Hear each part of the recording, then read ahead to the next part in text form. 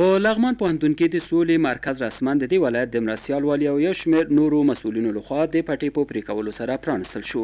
په همدې موخه نن یکشنبه د لندې په 14مه نیټه ځانګړې غونډه ترسره شوه چې پر مهال د لغمان مرستیال والي شهزاده مظلومیار سربیره، د لغمان پوهنتون رئیس دکتور اسمت الله درانی، د ننګرهار پوهنتون رئیس پوهان خلیل احمد بیسودوال، د لغمان او ننګرهار پوهنتون استادانو، د یو شمېر ادارو مسؤلینو، محصلینو، میرمنو او یو شمېر نورو ګډون کړی و.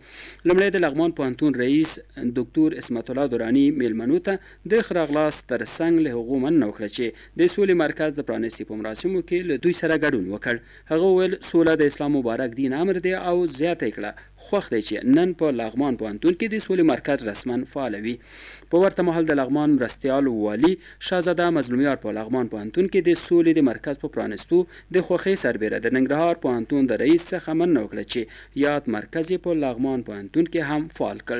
د ننګرهار د پوهنتون د رئیس صاحب نه او د محترم استاد او د سولې د مرکز مسؤل نعیم جان سروري صاحب نه تشکر او مننه کوم چې یو ډېر مهم عنوان ټاکلی دی او د دې خیر کار دپاره دلته رادانګلي دي، زحمت او تکلیف یې ایستلی دی. الله تعالی دې ورته خیر ورکړي. نو حال مې دا دی صلح د ټولو افغانانو دې ته تږي او موږي ناست لکه سړی چې دښته کې رواني نو هلته ډېر تږی شي او ډېر دې ته ورخطا شي چې کوم ځای کې به اوبه پیدا شي چې دې اوس کوم وطن ته ماته شي. نو الله شاید د افغانان نور د دې جنګونو نه او د انفجار نه او د انتحار نه او بیا چاودنو ټول ستړي او ستومانه شوي.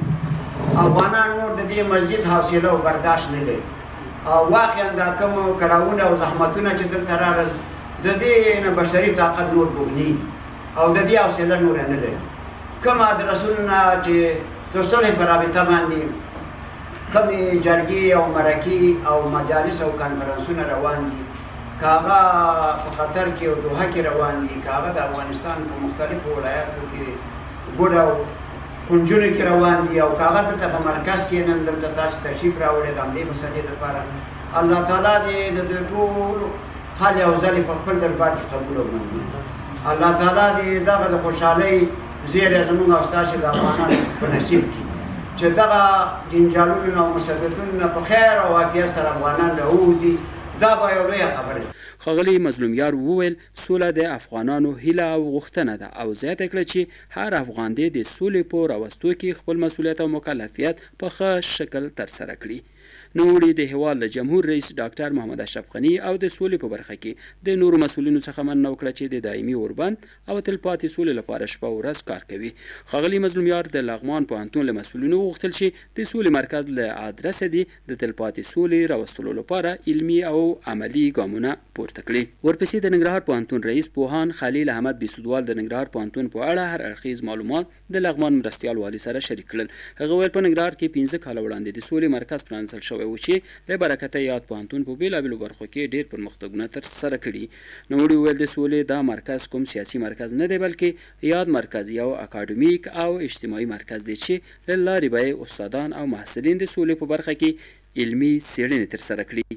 هغه ډاډ ورکړ چې د یاد مرکز په غښتلي کولو کې به د ننګرهار پوهنتون د سولې د مرکز مسؤلین د لغمان پوهنتون له مسؤلینو سره همکاري ترسره کوي ترڅو په ګډه سولې ته کار وکړي.